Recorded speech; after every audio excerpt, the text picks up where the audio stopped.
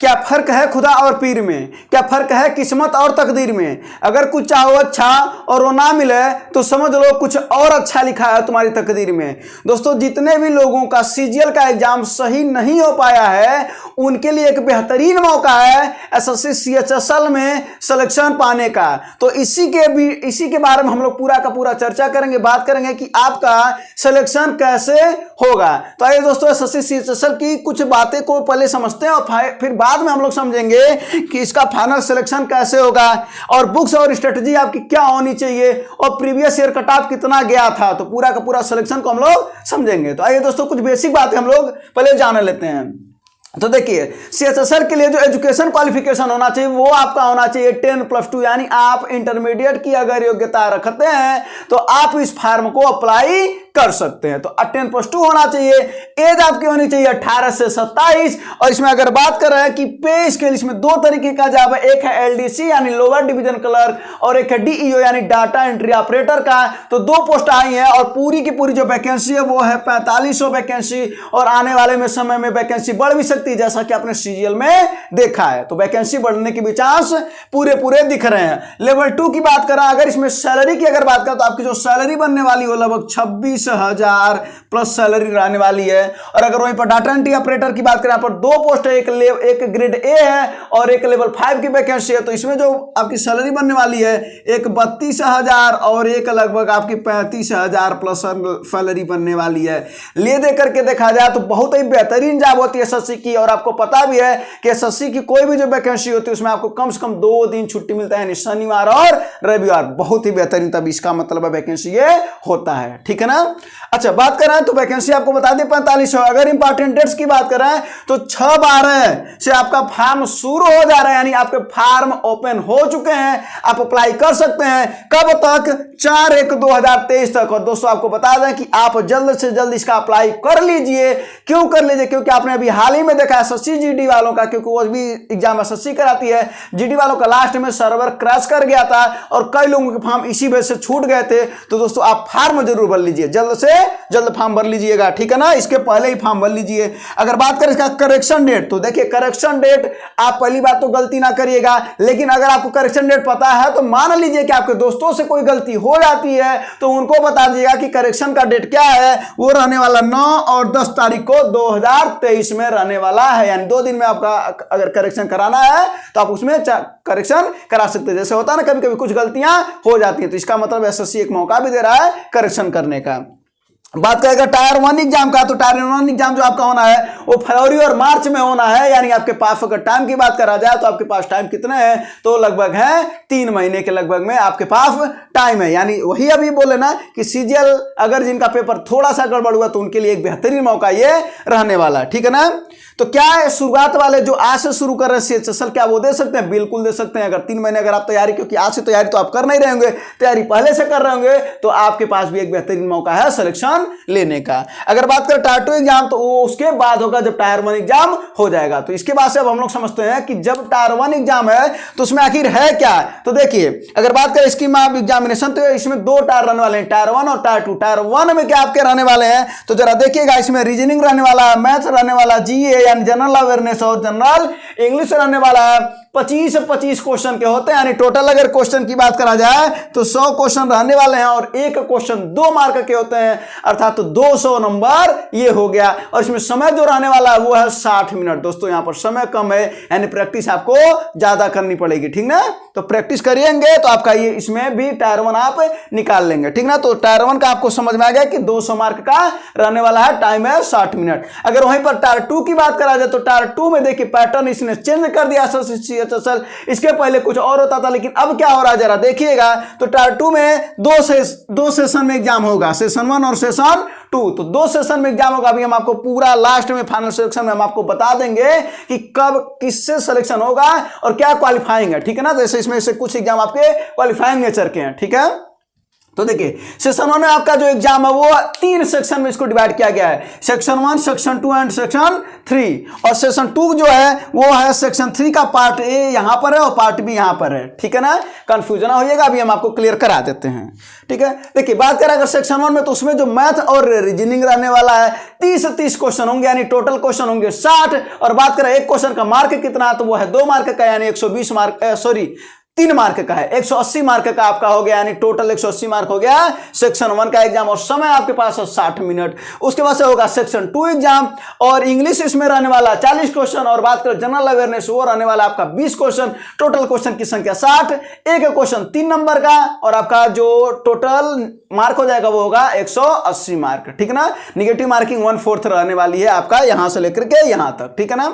अच्छा बात करें अगर सेक्शन 3 का, तो सेक्शन 3 में आपका कंप्यूटर नॉलेज रहने वाला है, और ये है 15 क्वेश्चन, एक क्वेश्चन 3 नंबर का 45 नंबर हुआ, और ये क्वालिफाइंग नेचर है। ये क्या है? क्वालिफाइंग नेचर है। तो और बात करें अगर सेक्शन 3 का, तो सेक्शन 3 में जो इसका सेक्शन 3 का जो दूसरा भाग वो है स्किल टेस्ट और टाइपिंग टेस्ट। स्किल टेस्ट में क्या होगा? डाटा एंट्री ऑपरेटर का स्किल टेस्ट होगा, इसमें 8000 की डिप्रेशन चाहिए, और इसकी जो टाइम रहने वाली है 15 मिनट। और बात करें अगर एलडीसी में, तो 35 वर्ड चाहिए आपकी, इंग्लिश में टाइपिंग आनी चाहिए, और 30 आपको हिंदी में टाइपिंग आनी चाहिए। समय जो आपको मिलने वाला एग्जाम हॉल में वो है 10 मिनट आपको मिलने वाला है। तो जरा देखिए अगर बात करें इसका, तो आपको ये पता हो गया कि ये कितने कितने मार्क का एग्जाम रहने वाला है और कितने कितने क्वेश्चन आने वाले हैं।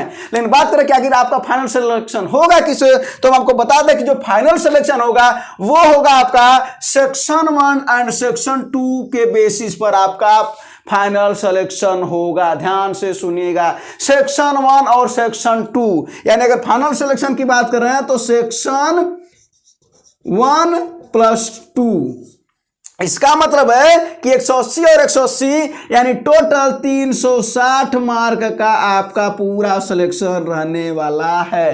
तो इसका मतलब यह हुआ कि टायर 1 हुआ क्वालिफाइंग नेचर, सेक्शन 3 है क्वालिफाइंग नेचर, और ये जो सेक्शन 3 का जो बी पार्ट है ये भी आपका क्वालिफाइंग नेचर, यानी 3 एग्जाम आपके क्वालिफाइंग नेचर के हैं। कौन कौन से? फिर से ध्यान से सुनेगा, टायर 1 क्वालिफाइंग नेचर का है, सेक्शन 3 क्वालिफाइंग नेचर का है, और ये भी क्वालिफाइंग नेचर का है। तो जो आपकी फाइनल मेरिट बनने वाली है वो किस पर बनने वाली है? वो है सेक्शन 1 और 2, यानी मैथ, रीजनिंग, इंग्लिश और जनरल अवेयरनेस पर आपकी फाइनल मेरिट बनने वाली है, और जो डिस्क्रिप्टिव पेपर होता था उसको हटा दिया गया है, ठीक है ना दोस्तों। तो अब देखिए इसमें आपका सिलेक्शन अगर बात करें तो होगा कैसे, तो उसकी बात करें तो आपको यह पता चल गया ना कि फाइनल सिलेक्शन किसके बेस पर होने वाली है, ये आपको क्लियर हो गया।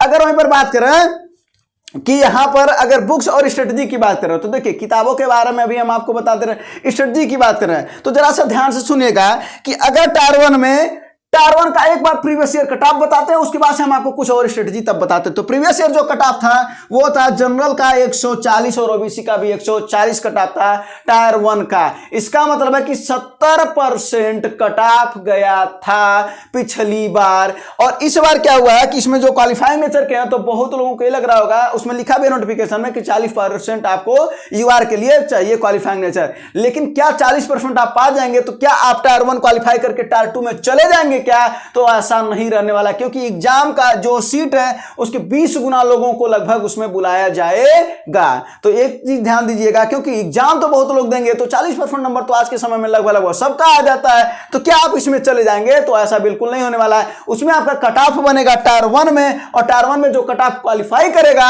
उसको बस ये क्वालिफाई है। पहले क्या होता था, इसके भी नंबर जुड़ते थे, टायर 2 के भी नंबर जुड़ते थे, लेकिन अब ऐसा नहीं है, अब केवल और केवल क्वालिफाइंग है। इसका मतलब है कि आपको कट ऑफ एक पार करना पड़ेगा। तो जो कट ऑफ आपकी रहने वाली है वो 70% तो इस बार भी रहने वाली है। अब वैसे भी दोस्तों एक बात को समझिएगा, अगर आपका रीजनिंग मैथ, जनरल अवेयरनेस और जनरल इंग्लिश अगर आपका तैयार है, और अगर आप इसमें 70% से ज्यादा ला रहे हैं, तो जरा एक बात बताइए, आपका फाइनल सिलेक्शन तो यही न करा रहा है, यही सब्जेक्ट न करा रहा। तो जब अगर यहाँ की तैयारी अगर अच्छी होगी तो वहां की भी तैयारी अच्छी होगी। अब 40% यहां पर तैयार करेंगे, तो यहां 40% तैयार करके फिर आप कैसे सिलेक्शन पाएंगे फाइनल? जरा ये भी तो सोचिए। इसका मतलब अगर आप 70% प्लस तैयारी अगर आपकी है, तो यहां पर भी आपका सिलेक्शन के होने के चांस बहुत ज्यादा बढ़ जाएंगे। ये आप ध्यान रखिएगा, इस बात का आप ध्यान रखिएगा। इसका मतलब हुआ कि 70% आपको इसमें पाना चाहिए, ठीक है ना। तो ये हुआ टायर 1 का एग्जाम जो क्वालिफाइंग हो गया, लेकिन 70% आप पूरा टारगेट करिए, इसी के बेसिस पर आपका यहाँ पर सिलेक्शन होगा। और ये है इसमें क्वालिफाइंग नेचर और ये भी आपका क्वालिफाइंग नेचर है, 3 एग्जाम आपके क्वालिफाइंग नेचर के हो गए, इसमें आपको कोई दिक्कत नहीं है।